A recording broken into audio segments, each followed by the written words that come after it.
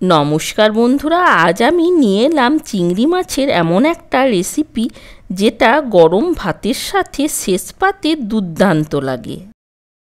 রেসিপিটা পুরো দেখার অনুরোধ রইল, আর ভালো লাগলে একটা লাইক ও বন্ধুদের সাথে শেয়ার করার অনুরোধ রইল। একটা প্যানের মধ্যে 2 পিস শুকনো লঙ্কা, সামান্য গোটা জিরে, গোটা ধনে আর সামান্য সর্ষে একটু নাড়াচাড়া করে নামিয়ে রেখে দিলাম। কিছুটা পরিমাণ জলের মধ্যে দিয়ে দিলাম সামান্য তেঁতুল। নিয়ে নিলাম 200 গ্রাম কুচো চিংড়ি। খুব ছোট সাইজের যে চিংড়িটা পাওয়া যায় আমি ওই চিংড়িটাই নিয়েছি, খুব ভালোভাবে ধুয়ে নিয়েছি। মিক্সির জারের মধ্যে দিয়ে দিলাম গোলমরিচের গুঁড়ো, তার সাথে দিয়ে দিলাম শুকনো লঙ্কা। আমার কাছে গোলমরিচের গুঁড়ো ছিল তাই গোলমরিচের গুঁড়ো নিয়েছি, আপনারা চাইলে গোটা গোলমরিচও নিতে পারেন।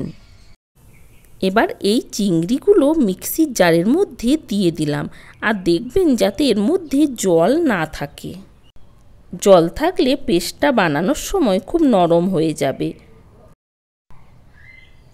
এবার একটা পেস্ট বানিয়ে নেব। ওই প্যানের মধ্যেই দিয়ে দিলাম সামান্য সর্ষের তেল। আপনারা যে যেমন তেল খান সেই অনুযায়ী তেলের পরিমাণটা বাড়িয়ে কমিয়ে নেবেন। এবার দিয়ে দিলাম সামান্য 5 ফোড়ন।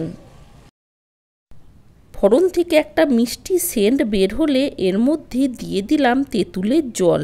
তেঁতুলটা ভালোভাবে চটকে তারপর জলটা এর মধ্যে দিয়ে দিলাম আরও কিছুটা পরিমাণ জল।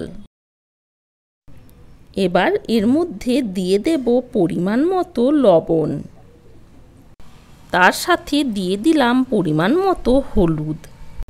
লবণ আর হলুদটা দিয়ে দেওয়ার পর তেঁতুলের জলটা আমি কিছুক্ষণ একটু ফুটিয়ে নেব। 3 মিনিট মতো খুব ভালোভাবে ফুটিয়ে নিয়েছি। এবার এর মধ্যে দিয়ে দেব ওই বানিয়ে রাখা চিংড়ির পেস্ট। চিংড়ির পেস্টটা ছোট ছোট বলের আকারে এইরকমভাবে দিয়ে দেব। আমি এই চিংড়ির বলগুলো একটু মাঝারি সাইজের তৈরি করে নিলাম। আপনারা আপনাদের মনের মতো যে কোনো সাইজে এর মধ্যে দিতে পারেন। যে বন্ধুরা এই রেসিপিটা একবার খেয়েছেন তারা তো টেস্ট জানবেনই, কিন্তু যারা কোনোদিন খাননি একবার এইরকমভাবে বানিয়ে দেখতে পারেন। আশা করি খুব ভালো লাগবে। সব চিংড়ির পেস্টটাই বলের আকারে এইরকমভাবে দিয়ে দিলাম। চিংড়ির পেস্টটা বলের আকারে দিয়ে দেওয়ার পর কিছুক্ষণ একটু ফুটিয়ে নেব। যখন দেখবেন বলগুলো ওপরে ভেসে আসছে তখন আলতো হাতে একটু নাড়াচাড়া করে নিতে হবে। কোনোভাবেই তার আগে নাড়াচাড়া করা যাবে না, তাহলে কিন্তু বলগুলো ভেঙে যাবার সম্ভাবনা থাকে। দেখুন সব চিংড়ির বলগুলোই ওপরে ভেসে উঠেছে। এবার আলতো হাতে আমি একটু নাড়াচাড়া করে নিলাম।